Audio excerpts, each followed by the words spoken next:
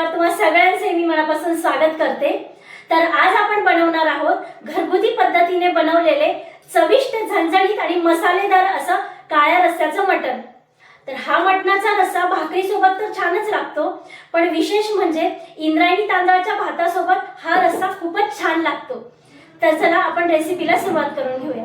आपण इथे अर्धा किलो मटण घेतलं आणि आता हे धुवून घ्यायचं चांगलं। मटण छान कवळं असं आणायचं आहे, म्हणजे ते शिजताना पण पटकन शिजतं आणि खायला पण खूप छान लागतं।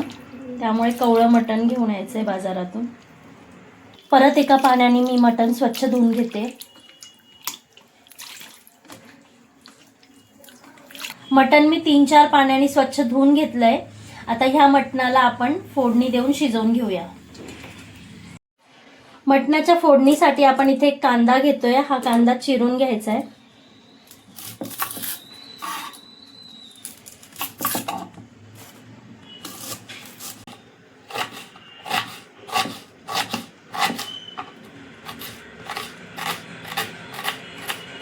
कांदा आपला छान बारीक झालेला आहे।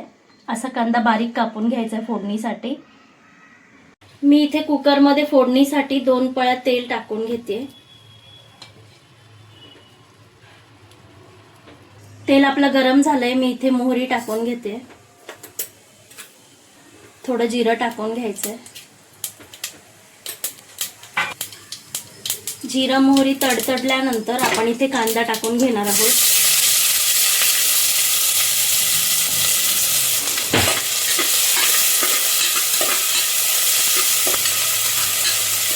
कांदा आपला छान लाल झालाय। मी थोडा हिंग टाकून घेते इथे। अर्धा चमचा हळद टाकते आणि हे छान परतून घ्यायचं। फोडणीमध्ये आता आपण मटण टाकून घ्यायचंय।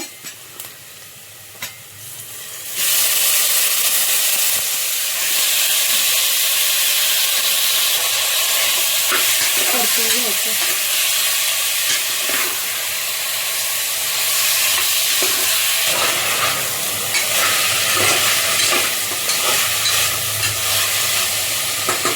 आता आपण ह्याच्यामध्ये पाणी टाकून घ्यायचंय।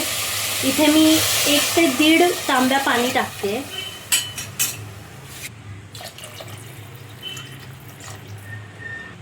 मीठ टाकून घ्यायचंय 1.5 चमचा।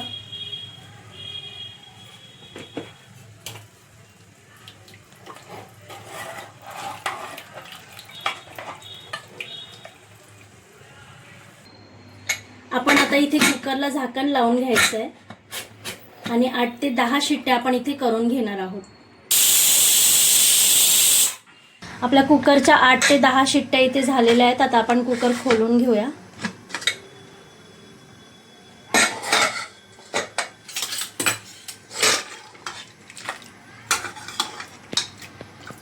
मटण शिजलंय आपलं इथे। आपलं मटणचं सूप इथे रेडी झालेलं आहे। हे आपल्या आरोग्यासाठी खूप चांगलं असतं आणि हे आपण आजारी पेशंटला सुद्धा देऊ शकतो। आता मी हे थोडंसं सूप काढून घेते। हे गरम गरम प्यायला पण खूप छान लागतं आणि हो, सर्दी असेल तर सर्दीमध्ये आपण हे पिऊ शकतो। ह्याच्याने ना आपल्याला थोडासा आराम पडतो। तर आता इथे आपण 2 कांदे घेणार आहोत। हे कांदे कापून घ्यायचे आणि भाजायला ठेवायचे। मी याची सालं काढत नाहीये, डायरेक्ट अशी मधून 4 फोडी करून असा अख्खाच्या अख्खा कांदा आपण गॅसवर भाजायला ठेवणार आहोत।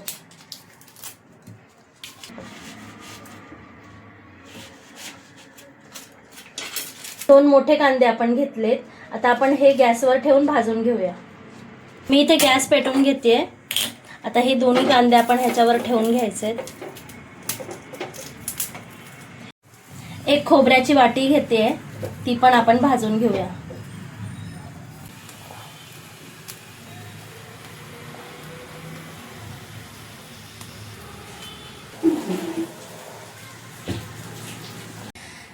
आपलं कांदा खोबरं इथे भाजून झालंय। आता आपण गॅस बंद करून घेऊया। भाजलेले कांदे इथे कापून आपण मिक्सरच्या भांड्याला लावून घेणार आहोत।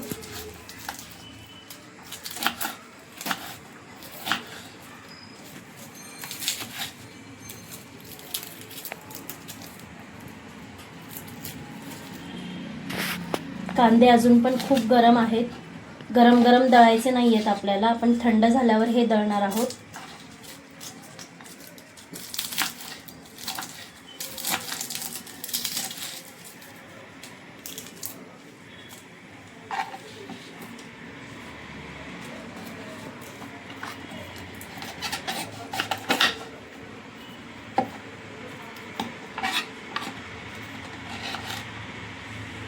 खोबरे सुद्धा कापून घ्यायचे आपण बारीक,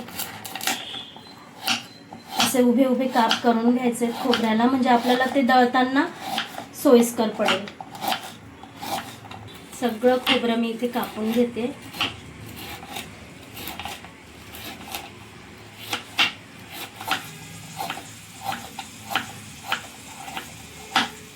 आपला कांदा आणि खोबरं इथे कापून रेडी झालंय. आता हे आपण मिक्सरच्या भांड्यात टाकून घ्यायचंय.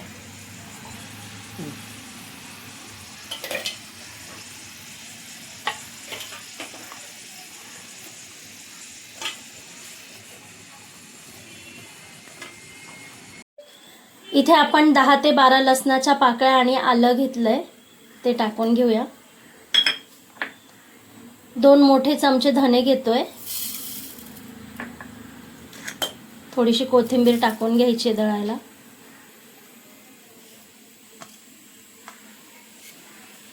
आपण इथे 2 हिरव्या मिरच्या टाकून घेणार आहोत.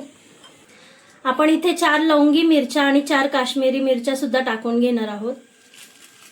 आता हा सगळा मसाला आपण मिक्सरमध्ये वाटून घ्यायचा आहे. आता आपला मसाला आपण मिक्सरमध्ये वाटून घ्यायचा आहे.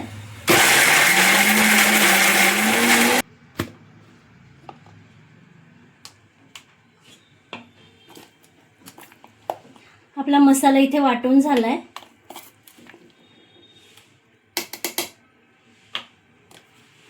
आपण ह्याला काढून घ्यायचं. आता आपण इथे गॅस पेटवून घ्यायचा आहे. आता आपण कढईत तेल टाकून घेऊ.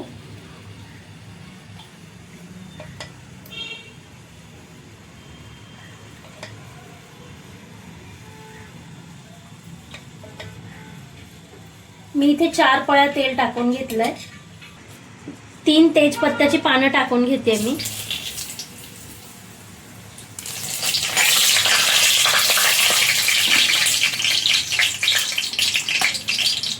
आता आपण मसाला टाकून घेणार आहोत.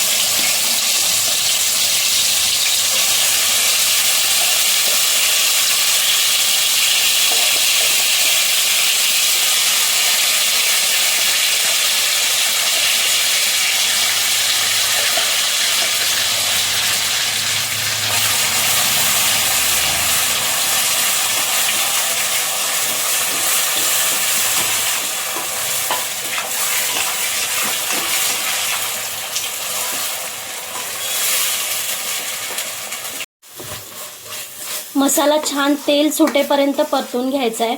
बरेच वेळा काय होतं, आपण मसाल्याची भाजी करत असताना आपण नेहमी म्हणत असतो की माझी मसाल्याची भाजी चांगली होत नाही. तर त्याला हे खूप महत्त्वाचं कारण आहे की आपण मसाला परतवताना कंटाळा करत असतो. थोडासा मसाला परतून झाला की आपण लगेच तो त्यामध्ये पाणी ओतून आणि भाजी तयार करतो. पण असं न करता आधी मसाला छान तेल सुटेपर्यंत मस्त परतून घ्यायचा आहे. त्यामुळे भाजीला खूप छान तरी येते आणि आपली भाजी पण खूप छान अशी चविष्ट होते. तर इथे आपण घाई नाही करायची आहे. आपण इथे छान व्यवस्थित तेल सुटेपर्यंत मसाला परतून घेणार आहोत. तुम्ही इथे बघू शकता आता आपला मसाल्याला तेल सुटायला लागलंय साईडने हळूहळू आणि मसाला पूर्णपणे कोरडा झालेला आहे. म्हणजेच आपला मसाला इथे रेडी झालेला आहे. यात आता आपण मसाले टाकून घ्यायचे.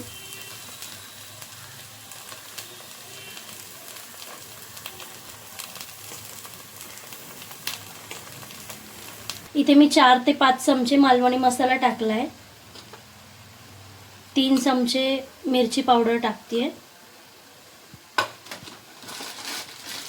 काळा मसाला टाकून घेते मी. काळा मसाला पण आपण 4 चमचे टाकून घ्यायचा आहे. छोटे 4 चमचे ना.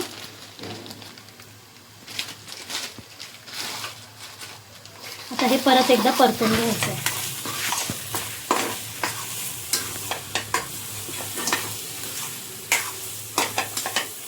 अर्धा चमचा हळद पण टाकून घेते. हळद टाकायला विसरले होते. आपण सूप करताना तसं तर हळद टाकलीच होती, पण मी परत एकदा मसाल्यामध्ये सुद्धा हळद टाकून घेते. आपलं शिजलेलं मटण आता आपण ह्या मसाल्यात टाकून घ्यायचंय.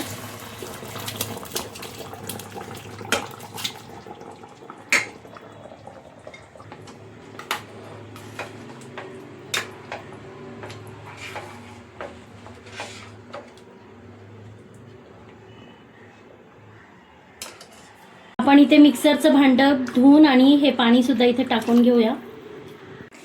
मी इथे मीठ टाकून घेतेय. सूपमध्ये आपण मीठ टाकलेलं होतं, त्यामुळे इथे आपण 3 चमचे मीठ टाकणार आहोत.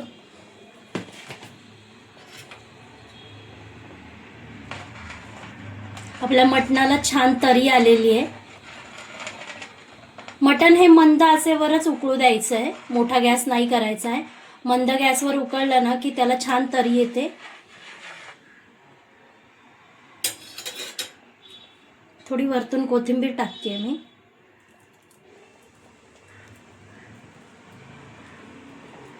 आपलं काळ्या रस्त्याचं मटण तयार झालेलं आहे. खूप छान असा रंग आलाय ह्या मटणाला. माझी ही रेसिपी तुम्हाला कशी वाटते मला नक्की कमेंट करून सांगा. आणि माझी रेसिपी आवडली असेल तर लाईक करा, शेअर करा, कमेंट करा आणि सबस्क्राईब करायला अजिबात विसरू नका. धन्यवाद.